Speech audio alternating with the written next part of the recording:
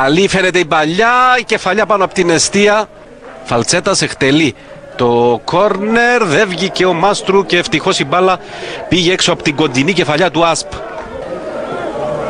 Δεν απομακρύθηκε η μπάλα, επικίνδυνη κατάσταση πάει να δημιουργηθεί τώρα. Το πλασέ από κοντά και οι Σουηδοί ανοίγουν το σκορ. Δεν πάει μακριά η μπάλα από την απόκρουση. Όρεμο, επικίνδυνα σούτ, ευτυχώς ο Μάστρου. Για να δούμε μια καλή σέντρα εδώ, κεφαλιά έξω από τον Κολαούτη.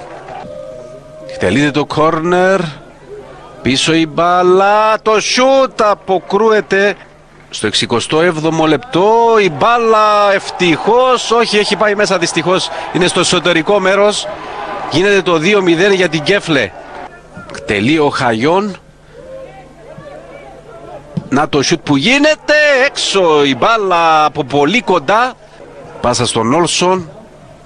Αυτός κάνει τη σέντρα. 3-0 η Γκέφλε, είναι απίστευτο στο 85. Ξαναβγαίνει η Γκέφλε. Η σέντρα είναι τραγωδία πραγματικά. Τραγωδία φίλες και φίλοι. Απαράδεκτη οι ποδοσφαιριστές της Ανόρθωσης. Στο 87 δέχονται τέταρτο γκολ. Η εκτέλεση. Ο Χαγιόν σηκώνει την μπάλα. Κεφαλιά πάει στο δοκάρι.